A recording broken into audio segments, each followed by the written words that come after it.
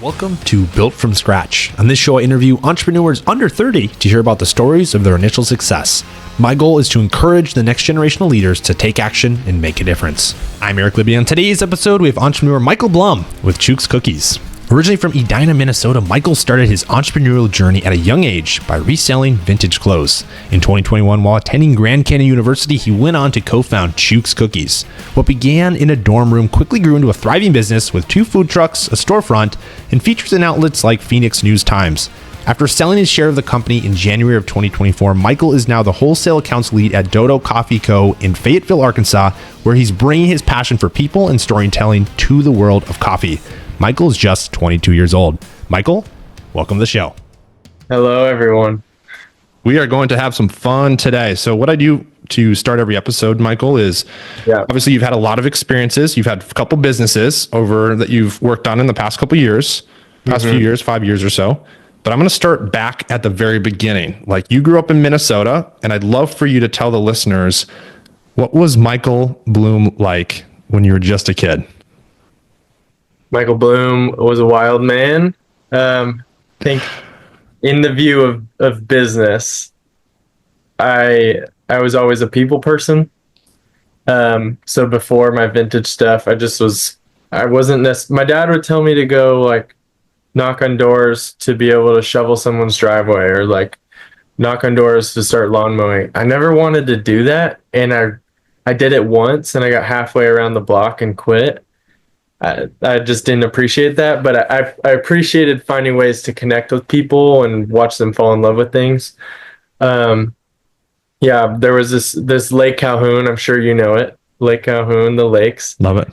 My dad would bring me to the lake, and we would set up a cooler and a little table, and I would say, ice cold drinks, only $1.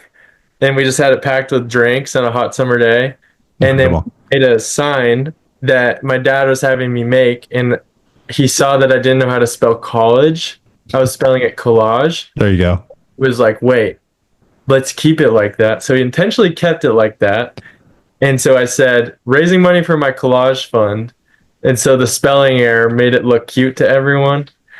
Incredible. So all these photos of people running by, buying ice cold drinks for my collage. Your collage fund. I almost see some initial of like the Chewk's type advertising, kind of like funky, wacky. Like that was maybe the genesis of how that started. That's cool. Yeah. Right on. And so you got a couple things. So basically from a young age, you saw, if you could look back and reflect, like there was a lot of little entrepreneurial things that you were attempting. Yes. Okay. Yeah. But I feel like differently than other entrepreneurs who are like, what is the biggest need right now? How can I make money? Sadly, that's not how I think. I just think, how can I make people have a good time? And what is the thing that they're most going to enjoy? So that's, I feel like, the difference in my brain compared to most entrepreneurs. A lot of entrepreneurs think on the business side, how can we blow this up, make a bunch of money? Yeah, I see that. That makes sense. That was almost my downside when it comes to business.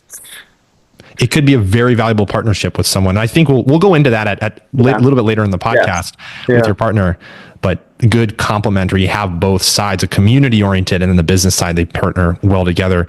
As we continue down this path, you notice some initial sparks of entrepreneurship.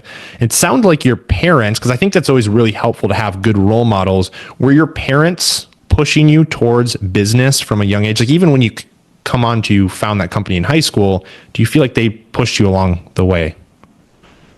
My dad would always say something here or there, but not necessarily. I think it was more the fact that we just didn't have all that much money, and I needed to. The school I went to is is a very wealthy school. Most of those kids there, when they go to hang out with friends, their parents are just dishing them cash, and I just never was able to have that. And so there was just a point where, I'm not getting new clothes. I'm not like getting to pay for things. So that's how I started vintage. I was just like, I like going to the thrift store because I need new clothes. I like this style and I understand it. So I'm just going to start reselling it because I'm already seeing these things I can resell that I'm not going to wear. Perfect. I love it. And perfect transition. So December 2018 is when you officially launched. I love it. So vintage clothing with a K. Yep. so you identify this opportunity because you're doing this, but how does it progress into like a full-time business, at least to the extent of a high schooler, right? Yeah. I wish the Instagram was still out there. It's now long gone, but it just started literally with what I just said. I mean, I was selling clothes, or I was thrifting clothes because I needed clothes. And I realized there's a lot of things in here that people would buy. It's kind of when the whole like resell vintage thrift was beginning. So I was just there in perfect timing. And I was just like, I know friends who would buy it. And so I'm just going to get it because it's 25 cents anyway. Mm-hmm. And so all of a sudden I just start piling up clothes. And I was used to that. I was used to doing stuff like that. I would go to Bruegger's Bagels before school. And since I was there, I knew that kids at school would want Bruegger's, but weren't able to get there. But I also knew they had the money to pay for it. So I'd put on my Snapchat, who wants Bruegger's? And then I would get a list of like 20 orders. Incredible. Yeah. Walk into school, and then they shut me down after like 2 weeks. You can do that. Yeah. But that vintage was just out of that need. And then all of a sudden I just started selling it on Instagram. And then all of a sudden my basement was just layers of folded clothes. So you're selling on Instagram. Did you ever build a website, like a Shopify? I don't even know at that point if Shopify was like a big thing. I'm sure it was. That was around. Yeah, it was. It was up. It was up and running. We never did a website. I went with an Instagram, and for a long time sold there, and then got into like flea markets in the area, whether they were clothing specified or not.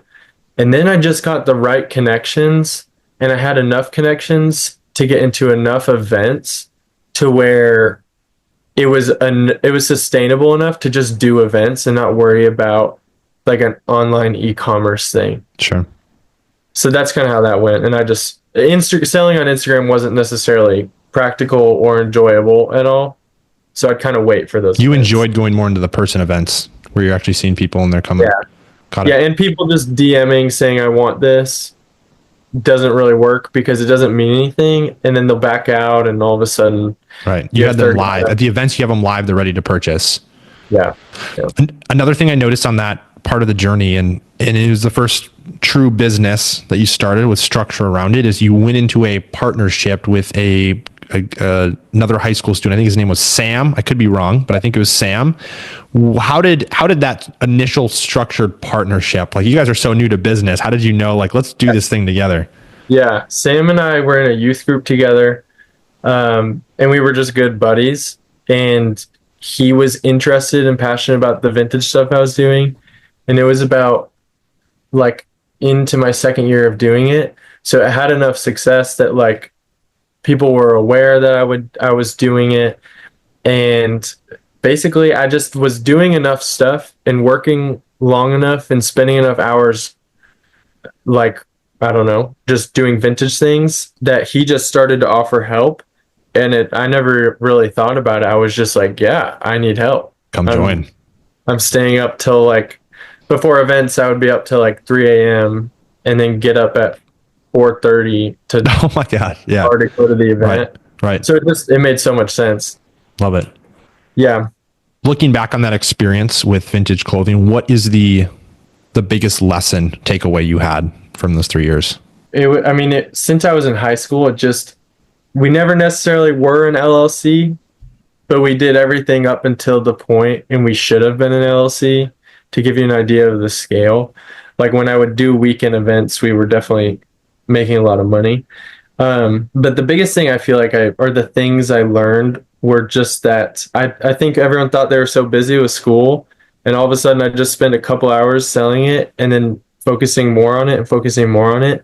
And I learned that if you just focus on selling something, even if your brand is like mid or mediocre, I just figured out that people somewhere were willing to buy it. If that makes, like, giving yourself to a business and focusing on it, it just eventually worked. In the areas that it didn't, I just kept doing it, and then it just worked again. What did you change? What do you think? Because you spent time on it. So what was adjusting? Just finding new markets, I guess, to sell to, and finding the right customers. Vintage is weird. You have a pair of 70s bell-bottom jeans, and no one wants to buy them until you find that one guy who wants to buy them and will spend anything on them. And so it's just knowing the right people, I guess. Finding the right people. Interesting. Did you ever like run any advertisements or anything? Was it mostly just events? Yeah, we ran ads through Instagram. So we partnered with these people called Kingdom Clothing, our friends who are a little bit older. And those were like our biggest events. And we would go downtown Minneapolis, right near the North Loop in the warehouse district. And we rented out this like corner warehouse and we would just fill it for the entire weekend. And they were older, so they were putting more money like into ads and things like that. So we would just pay them. And then when the PS4 came out was the weekend of one of our events. So we bought one and then we did a PS4 giveaway, or maybe it was the PS5. I can't remember. And so that was a huge pull to people. And that found a lot of people that were not our current followers. They were all in. Love it. Yeah. So as we continue, looks like you continue to go on this business, and then you end up going to GCU in Arizona. And there's a little portion of that time that you were still working on trying to grow vintage clothing from what it said on LinkedIn. Yeah. How did you continue running operations while you're in college? Yeah. So when I moved to GCU, I had these giant duffel bags, flew Southwest there because you can get those free check bags. And I just brought all the clothes that I could, left everything else at home. And when I got there, people that were there as freshmen knew that I had vintage. So they would like come to my room and buy stuff. And then within a month, this is like year 3 or year 4 when the vintage world is continuing to grow. So the market at GCU specifically, or in Arizona, I realized was very just saturated, which didn't really scare me because I felt confident and I'd been in it long enough that I understood it well and I understood like what to do and how to do it. So that didn't really scare me.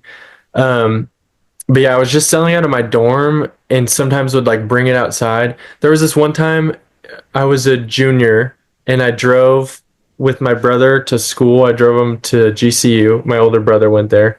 And then I drove to Baylor and I just, again, brought a duffel bag of clothes and went to someone's frat, outside of their frat, and went on the front lawn. And I had enough followers from Baylor that they all came and bought clothes. And I just had clothes like laid out on the grass. Sure.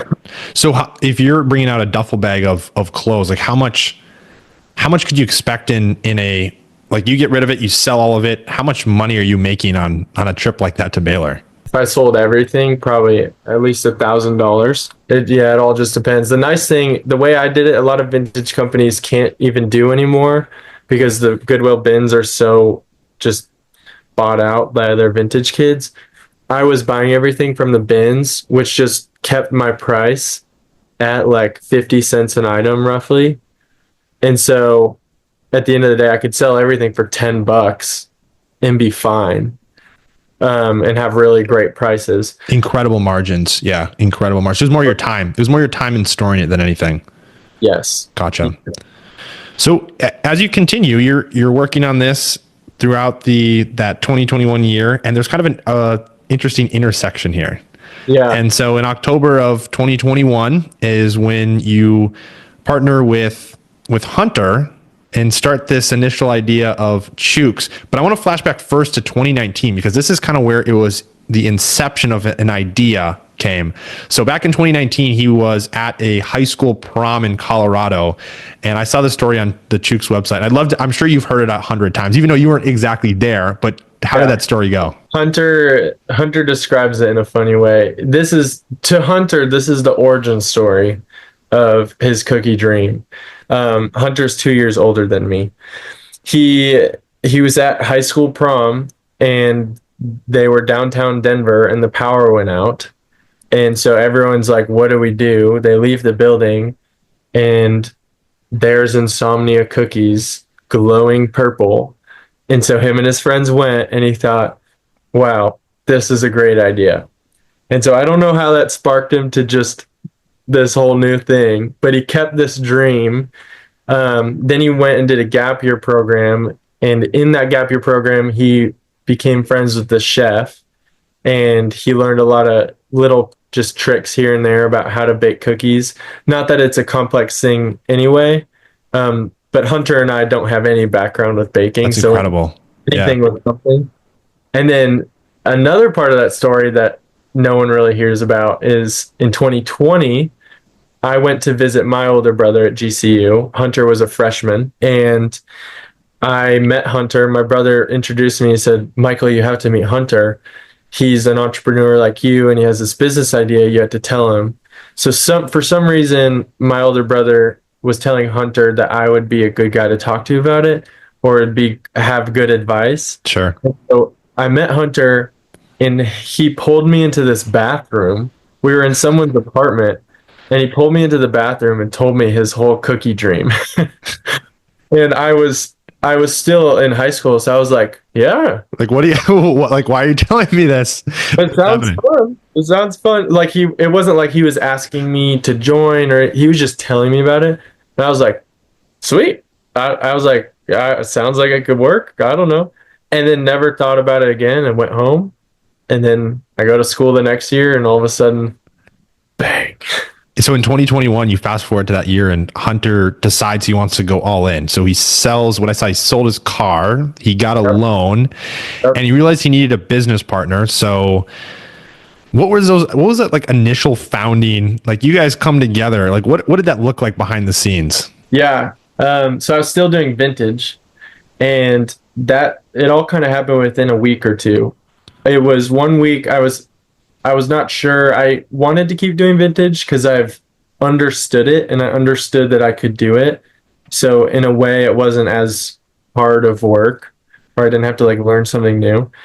And so I was praying that week, asking the Lord to guide me, and I felt like I needed to be done with my vintage stuff. And so I did kind of just decide on my own. I'm like, okay, I'm done.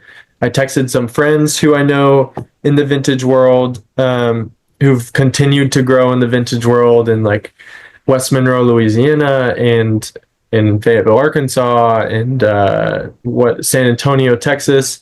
And I like basically tried to wholesale all my stuff to them. And then the same week, I was getting up early with Hunter to do homework randomly. We weren't close. We just like kind of knew each other from my brother. And he asked me, he said, hey, do you remember that cookie thing? And I don't know if I did or not, but I was like, okay, sure. And he's like, I need someone who's good with people and marketing and advertising and whatnot. And so I was like, okay. It was just, I was like, I just gave up my vintage stuff. So I'll do something else, I guess. I'm going to come back to one thing here specific that I think is good to highlight. And you're on that, like you were working on the vintage stuff for 3 years. So for you to just say, okay, I'm not going to do it anymore, I'm sure that was difficult. How did you come? So you prayed about it, and you got in the spirit and just asked God, like, how should I move forward? But what was your mindset at that time? Like, were you really nervous to like shut that down? Were you scared? There wasn't too much like soul or heart into my vintage stuff. Like resale can only be so personal. And so I had a lot of connections, and so that was sad to like give up in a way, but I felt peace about it. And so I knew it'd be better to follow the Lord if that's what he was asking me to do. And so it wasn't the hardest thing for me to do, but it was sad in some aspects. And I was just like, I'll have to get a job at some point. I don't know what it will be.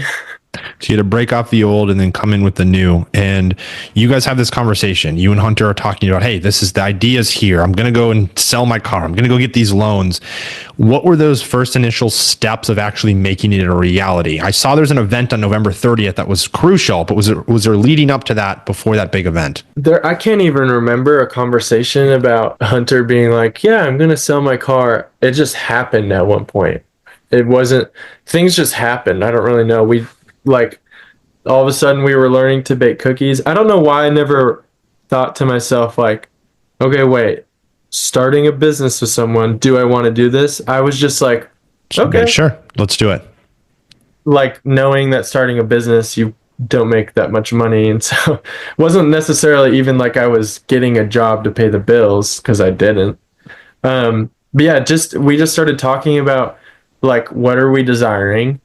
And what are we hoping for? And what is the name going to be? And what is the brand? And we kept having these like brainstorming sessions. We had a couple friends trying to help us too, and that's when we came up with the juice and the details about Chewks. So it really was like you just kind of, you led up to this point, you had this conversation, and now you lay out some of the groundwork. You say, hey, we're going to have, this is the name, this is the vision we see ahead. And then you get into ready for that big first event. And so tell us, like, November 30th, like, why was that such a monumental day for the company? Well, yeah, I guess it was just the first day we sold. Some older people knew about Hunter's cookies. I guess his close friends. They just knew he made good cookies. And so we went into a couple friends' apartments. I was in a dorm at the time, so I don't have an oven or anything. And we just found places to go make cookie dough, and then we'd go disperse to other friends' apartments and bake the cookies. And on GCU's campus, you skateboard everywhere. So we're just rolling around on skateboards with cookies after cookies, and eventually compiled them into like these bins, set up a table with nothing but cookies, and people heard about them and came and bought them. And it was fun. People loved them. How did you figure out how to like market for that first event? So, I mean, you're obviously making them, but you said a couple people found out about it. Are you posting all over social media? Are you putting flyers up? Like, what did that look like to acquire the first customers? It was a student event, like for businesses on campus. And this is one of the first ones. We happened to be there when they started to do stuff like that. And so we're on this field that people walk past, and a lot of our friends, we just sent texts in the group chats, like, tell your friends. But other than that, people just roll by and saw this market going on and this big line for cookies. So they jumped on. That's incredible. Yeah. As you progress down, Michael, one of the most unique things that I saw in Chewks was just your teams. And I mean, it's really from your creative inspiration and ideas, but the marketing approach is just so unique, personal. What I felt when I was watching those videos on Instagram and looking at those pictures, it's like you really are building a community. And like looking at some of even I mean, you can see posts that have like hundreds of likes, hundreds of comments, like people that are like so pumped up about Chewks. And I'll even touch even further. There was a day where you guys had 500 to 1,000 cookies. There was a video I watched of Hunter. You sold in an hour.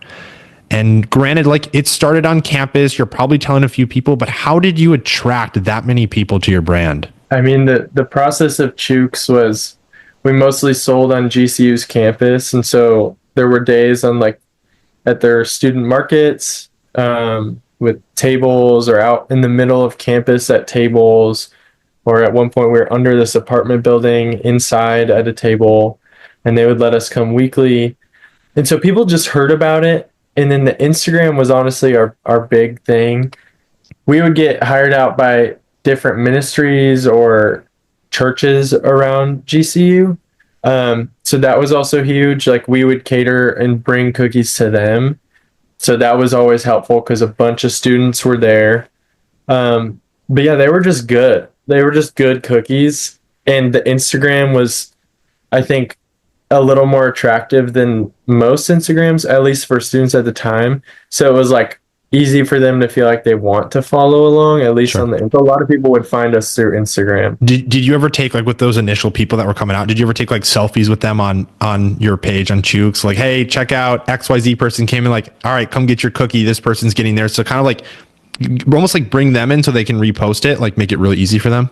Sure. Yeah. I mean, we would attempt to sometimes tag people in our story, or find ways to tag them or whatever so they repost it, or find ways, I guess we would do some like sales. Basically, whatever it was, they just had to like repost this or post this on your story and show us, and then you'll get a cookie or whatever it was. Oh, that for college students, that had to have been like, no, I mean, you're increasing the amount of people coming to that booth just for that. It was basically like free marketing. It was awesome. And it's a closed campus. There's roughly 27,000 students. And so even though it's like a closed campus, it's just dense. And so it feels like when something happens on campus, it's like wildfire. It flies through. Incredible. Yeah.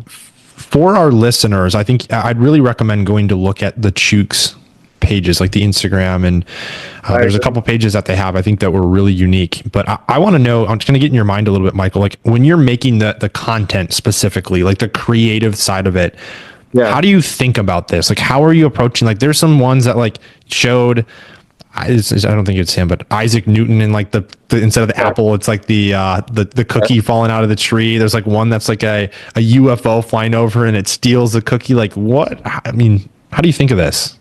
Yeah, that UFO one was a bit from Wes Anderson, actually. Those recent ones on the Chewk's Faye Instagram, the nicer quality ones, that was me and my, I had an intern last summer. His name's Jack Anderson. Shout out Jack Anderson. He's at FSU, actually. Cool. That's where my brother goes to school right now. Okay, yeah. So he's down there. Jack somehow heard about Chewk's, wanted to become our intern. So him and I just would come up with random ideas.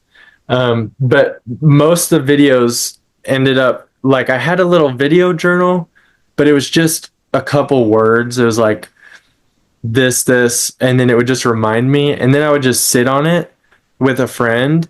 And when you sit down, talk about something dumb with a friend, you can just come up with something hilarious. Preposterous ideas. Yeah. Yeah. And then I don't really know how to explain this part, but when I would create it, there were bits and pieces where I'm not great or perfect at it, but I would have a decent understanding of, like, I don't think that should be included. I think that should be included. Let's redo this. You said this funny or whatever. And so I want to kind of transition into expansion a little bit as we get into this other city that you jumped into. But one other thing I want to cover on the marketing side is maybe somebody that is working on could be another cookie company, could be something, maybe completely different industry. But I think with your experience in food specifically, what did you realize? Like, what were the things that were like effective marketing versus like, we tried that, but it didn't work? Like maybe for a couple examples, maybe Google ads, Facebook ads, maybe putting in flyers around campus or going to certain events. Like, what were the most effective ways to get the word out about your company? Yeah, I think the most effective was, well, actually, what I learned here in Fayetteville, something very effective is literally just being on Google, being on Apple Maps, and being accessible. People look up treats and they'll find you. If there's reviews on there, they'll find you. But I did a lot through paid ads through Instagram. Most of our market is college kids. Therefore, most college kids have Instagram or social media, but not all of them. There were moments at GCU and then here on Arkansas's campus where I would just put flyers wherever I could. I mean, there was one point where Jack, the intern, and I went and put flyers through dorms on campus. Beautiful. And we just put them at each hallway. But yeah, I think it was paid ads on Instagram. We didn't really go too deep into ads, to be honest. So was it just telling them about Chewk's? Was it to go to a certain event? Like the actual tactical, like how did you do it? What was the CTA to get them to act? Half the time would be an event. Some other times it would be a sale. And other times it would just be a meaningless video. Okay. More awareness. Just reminds them Chewk's cookies and sell funny, yummy cookies. Love it. Yeah. So as you are preparing for expansion, there's multiple things here that I thought were pretty cool, but the first one I'm going to cover is hiring your first employee. So you guys go into that time where you're starting to move into Fayetteville, and right on the website, that final bullet point there says, we hired our first employee. What was that experience like? It was pretty fun.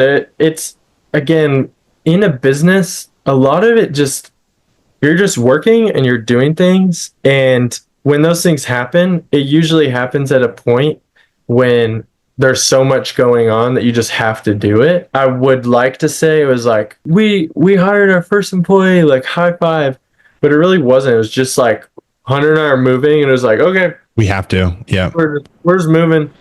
Did you set clear expectations when that person came on? Were you like, you know what, this is exactly the role criteria? Like, I'm going to give you like a documented list. We need to follow the list. Like, how structured was it? Or was it just like throw into the chaos and figure it out? Yeah, the first person we hired was a baker. She was great. She was super good at it. Um, so it all depends. I mean, most of the people we hire, what I usually communicate with them, whether their job description is super thorough or not, especially when I moved here to Fayetteville, I would just communicate with them like, hey, this is still a startup. I think it's going to go well. I'm assuming and hoping it's going to go well, but we're not like Chick-fil-A or McDonald's or whatever, where you'll probably know your schedule and you know you're going to get paid this much. I want you to be on the same page of at any moment something could blow up, you know, and all of a sudden you won't have work, or all of a sudden I need help and like I need someone to help me and I'll pay you, but like I need the help.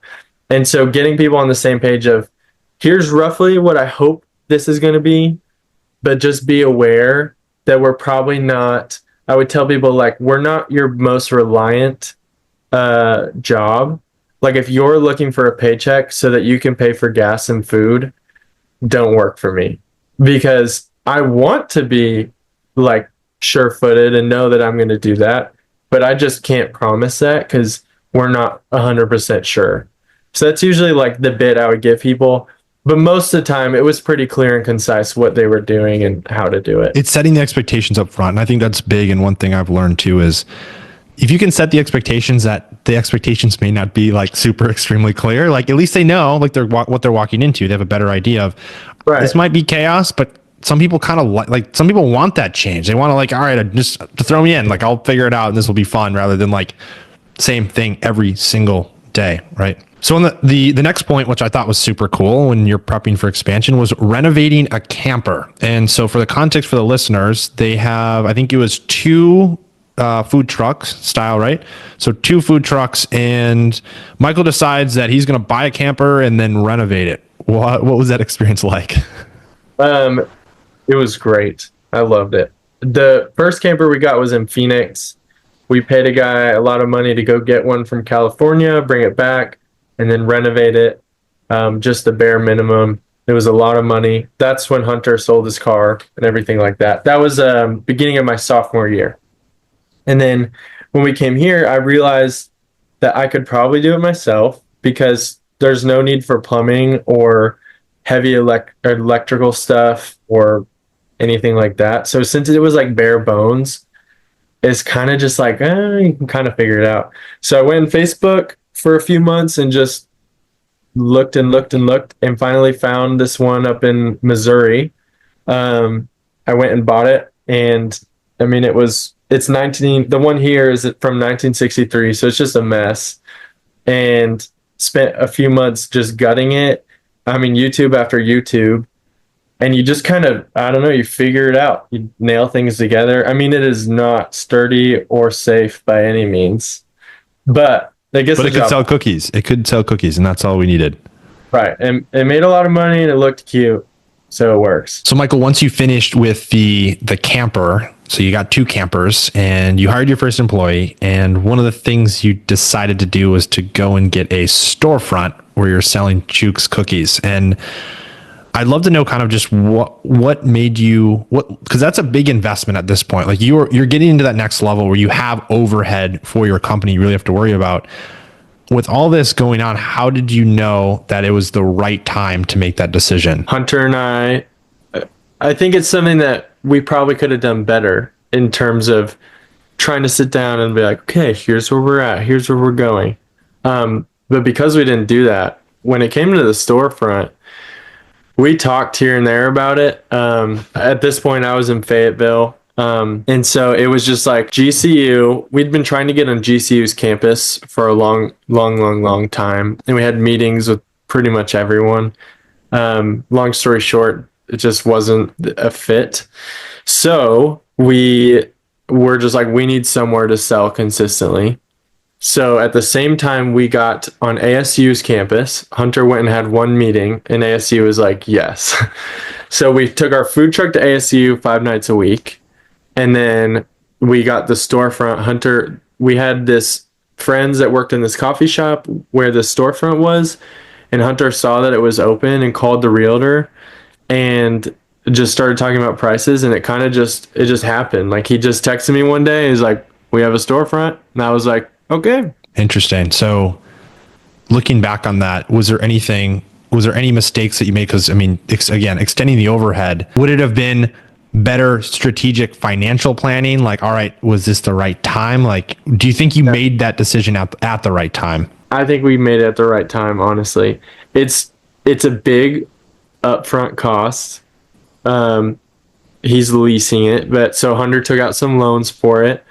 But yeah, it was just like something a lot of pretty much every business person I've ever talked to has always encouraged me is like, whenever you're building something or looking to be like, when should I hire someone, or when should I pay for Gusto, or when should I buy a storefront or whatever, they would always say, just do it till you're at like max capacity and you can't breathe anymore unless you get blank or unless you pay for blank. And so in the same way, wow, that's good. Phoenix was just at the point where we're breaking, and we were just like, in order to keep going, we need a kitchen and we need a storefront. I think a kitchen was maybe the bigger deal and kind of what was pushing us. Sure. And most of the time, if you're finding a kitchen, you can kind of find a storefront at the same time. So you got a kitchen basically, and that I would assume supplied the food trucks as well, right? Like you made it in there and then it'd supply anything you needed when you going on the road? It's technically saving money in a way. Like we're not paying for a ghost kitchen anymore or renting a kitchen. Our kitchen is a part of our lease rental. And so it part of Chewk's at that point. Yeah, in some ways is like making or saving us a little bit of money in a way, because we were going to pay for a storefront eventually. Yeah. So you go through all this time, this first business, and then go through Chewk's and build it up to 2 locations, and you get a storefront and really making progress. And then in January this year of 2025, you decide to exit. And how did you come to that conclusion? Yeah. My wife and I, similar to the end of my vintage stuff, overall Chewk's was doing great, and it's going to continue to do great. We've brought in a new manager for this Fayetteville location. Hunter's still in Phoenix. And there's a lot more coming, but basically we were getting to a point, along with that storefront we were getting to a point of like, we're making some big boy decisions here. And with that, it's just requiring more capital and more time commitment. And that's okay. But it's just like, when that happens, you're kind of signing yourself up to at least a few more years, which again is okay, but it's just, am I willing to do that? So my wife and I last December, so a whole year ago, we started begging the question, should we stay or should we go? Is this what we want? Is this like what we're desiring? And just praying and asking the Lord for clarity. And we just felt peace about being done. And we felt like we were desiring to be freed up for something else, not really knowing what that is. And so that's kind of where we started with the decision, but it's been we understood that probably just under a year ago, but it was waiting until Chewk's Fayetteville had someone. It was just a long process. So I think that helped a little bit, but yeah, the saddest part is just leaving, your baby, my baby. Yeah. It's like Chewk's, specifically the marketing and the advertising, is a lot of personal like grit, and it's like a lot of me involved. And so yeah, it's sad to leave it behind, sad to know that it's going to change and it's not going to be what I wanted it to be and this or that. So that's the sad part. Hardest thing. Wow. But it's fun. It's exciting to see where it will go and what it will become. Right on. Hunter will take it. I think one of the most important things to highlight as an entrepreneur is just recognizing this whole journey that you've been through is not an easy one. And it goes through trials, tribulations, investments you have to make. I mean, multiple times throughout the story today is you're talking about the faith of like building a camper, hiring your first employee, going and getting a storefront. You don't really know. And a lot of that in business, it's like, how can you see the future? It's impossible. When you look back at the past 3-4 years of Chewk's, what has been the hardest experience you've had to go through as an entrepreneur? I think the hardest one, there's a few. part of being an entrepreneur is usually not getting paid, which I didn't honestly mind that as much. And I didn't really even think about it much. I would just do the work and be like, not getting any money. And I would just be like, okay, I don't mind. Cause I was just kind of used to that. Um, so that became more difficult though, probably the past or the last like ending of Chewk's, just because I was older, I had more bills to pay, I had more things to take care of. So it became more meaningful and like real, as well as getting married. And so that would be one. Another experience we had was we had a loaner, or I had a loaner coming into Fayetteville, and basically it was $12,000, and she backed out after I purchased my trailer. So it was like the last sum of money for the startup here in Fayetteville, and then she backed out before the money came in. So all of a sudden, I'm like starting everything. I have workers that are about to be hired. I have plans for an opening, and I have no money to do it. And so that was freaky and difficult, but it was honestly one of my favorite moments as well. My mentor always tells me how he like is an entrepreneur as well, and he's like, as an entrepreneur, you can really have your best day ever, and then 2 hours later, have the worst day ever. Wow. And so that I was off at a friend's wedding in Colorado, and I figured that out. We were at the night before the wedding. We were all hanging out, and I just went to the car because I was like, oh my gosh, what do I do? And so I was just praying and asking the Lord for help. And then that coming week, I had a friend and a mentor call me, just asking how I was doing. And then very quickly he was just like, what do you need right now? Not knowing that I literally needed $12,000, but he was just like, what do you need? And I was like, what does he mean by that? Does he actually want to know what I need? And so I told him, and I eventually told him, and he covered the rest of it. And he took the whole sum also for a greater or a less interest, essentially. And so it was actually more beneficial for me. So just a huge gift from the Lord it felt like it was what I needed, and it's blessed us now because now we're paying less money back technically. So Incredible. A lot of moments like that, but that's probably one of the bigger ones. What was the timeline from the beginning to the end? So that lady says no. This guy comes in. What was that? What you said? A week time frame? It was like a week. So you're down bad for a week, and then finally it's like, oh my gosh, is it even better than I get a better deal? It was crazy. That is a great story. It was the best. And I had a friend one time tell me, he was like, not that his life's been perfect by any means, but he was like, I just kind of wish, because he would hear about all these crazy ups and downs I would have, and out of them, I got to learn a lot of like reliance and trust in Jesus. And he was like, man, sometimes I just wish I've been able to like have experience like you've had, because I've just like gotten to points where I have nothing, and I have nothing to rely on. I have nowhere to go.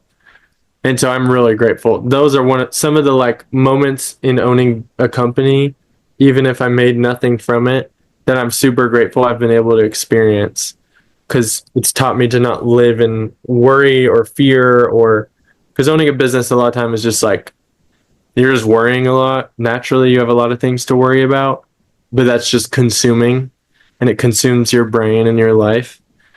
And so learning to not live in worry and fear. There's a guy that I like to listen to who's an entrepreneur, and one of the things he touches on in a lot of his videos, a lot of his podcasts, is just how important the experiences where how important the experiences where we fall on our face and we have to like keep going when things are like in shambles. Because as an entrepreneur, you're gonna fall down. Yeah. And what he always refers to is like when we pray to the Creator, we ask the Creator like, hey, I want this perfect life. I want to be bold. I want to be strong. It's like, well, what do you think you have to go through to get to that? You have to go through that. If you haven't gone through it, then it's like your faith hasn't been tested. So it's like those moments are huge. And one thing I want to hit on that, because I asked this towards the end of every interview, is based on this entrepreneurial roller coaster, you just highlighted some perfect roller coaster moments. What are you doing when things are going very well, Michael? Like you are crushing it, you're feeling in the flow. Like what are the actions you're taking? And then on the other side, when things are not going well, when you're down and out, you're like, man, maybe that moment's perfect. How are you getting through it to then get back up to the top? Maybe start with when things are going well. I feel like that's usually when we're most organized and consistent in all areas of business. When I'm consistently marketing, when I'm consistently like coming out with new flavors, when we're ahead of it in the kitchen, when we're basically all of it, when I'm just like on top of things literally and organized and efficient. There's not much to it other than just staying consistent, staying focused. So you know what you need to do and you're just getting it done. So staying committed to the actions and having discipline almost. Yeah, and those moments honestly don't really feel like, they feel more just average. And then there's low. There's not necessarily, the only like high moments are like the fun random moments. Like, do you know who Nick Offerman is, or Dennis Quaid? I actually looked at it on your LinkedIn. I think LinkedIn. Yeah, you brought cookies to their set or something. Yeah, like there was a Hollywood movie being filmed, and they had Chewks come out. So like I got these famous actors to like eat my cookies. Those are like the high moments, but those are usually small and in between, and then it's usually just regular or putting out a fire. That's kind of the life of entrepreneur. You don't really get to, at least from my experience, I didn't get to like live in or experience the fun, like I see so many Instagram videos these days of like bootstrapping whatever, or like starting whatever company, and it's like filming them coming in the office with like a cup of coffee and working on their computer. But it's just not what it is in reality. It's just like chaos and putting out fires and fixing things. And so it's either like this, or it's like, oh no, crap hit the fan and I have to figure it out. And if I don't figure it out, it's going to mess up a lot of people. It's going to mess up sales. So that's kind of my view on it, which is sad in a way. But it's actually so very humbling thought. I've heard this a few times. Is like, no one's going to come and save you as the entrepreneur. Like, yeah, no one's going to come like it. You don't want to show up. You don't want to wake up. Okay. And then watch what happens. No one's going to say, hey, Mike, we got to get out of bed. Hey, Eric, you got to get out of bed. You got to go do this, X, Y, Z. It's like, you just got to do it. Otherwise it falls apart. It can get bad. Going into the future, Michael, I'd love to know, as we kind of wind down our time here, what does Michael Blum look like on the very top? You've made it. You've achieved the vision. You've worked on a couple companies, and I know you started this recent company. You're starting to help at this recent company, but what does it look like once you've achieved the vision that you've set out to chase? I have life visions and goals and desires, but when it's specifically in business and who I feel like where I play a role when it comes to the world and selling things, I've learned in my time in Chewks that I enjoy and feel most equipped when it comes to advertising and branding and telling a story. And so just somewhere where I get to tell a story that I love, somewhere where I get to, it could be big or small. I just really enjoy it when I love the story. It would be different if I was just selling like random insurance where I don't care, but just a story that I love and I get to share it with people and watch them fall in love with it. I just love it. And usually I like to do that through media, like videos or pictures or whatever. So yeah, it's telling a story and watching people fall in love with it, pretty much. We're going to finish our episode here, as we finish every episode on Built from Scratch, with the quote that means the most to our guest. And this is right out of a proverb in the Bible. And it says, "Do not wear yourself out to get rich. Do not trust your own cleverness. Cast but a glance on riches, and they are gone, for they will surely sprout wings and fly off to the sky like an eagle." So I'd love for you to tell us, Michael, on this Bible verse, what does this mean to you? And how can the next generation take this verse as a means to change the world that we live in today? I'm pulling up the verse so I have it in front of me, but basically it's just, I think in business, it's easy to think that like you are, I mean, in some ways it's true.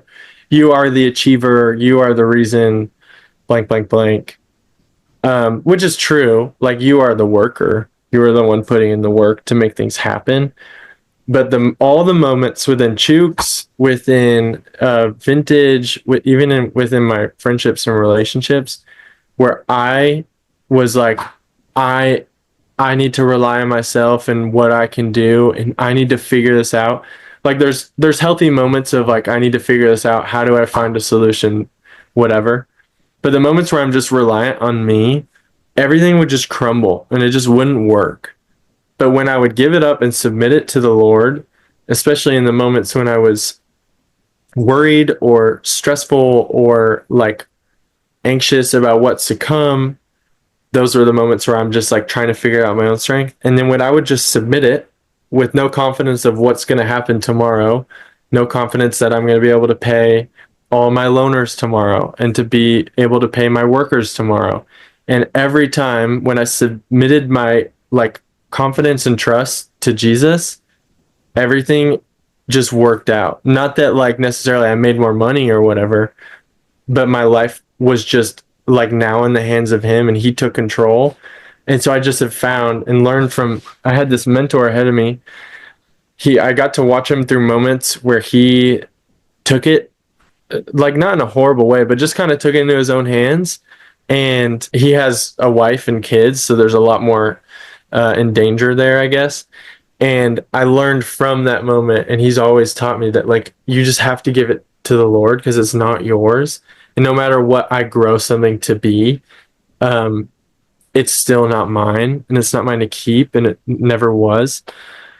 And so just in looking at it as it is, I'm just getting to work with the Lord in something, and at one moment it could be with me, and another it could be gone. The same way Job is like, from the dust I came, to the dust I return. Like, these were my kids and they technically were mine, but now they're gone. In the same way, it's kind of how I view, and I've been able to learn to view business and money. And whenever I don't view it that way, everything crumbles. Everybody, that's Michael Blum with Chewk's Cookies. Michael, if the audience wants to get in touch with you, where can they find you? I don't have much social media these days. You can find me on LinkedIn or my Substack where I write things, which is Cookie Man 94 or something. Love it. Michael, thank you for the time today. Yeah, of course.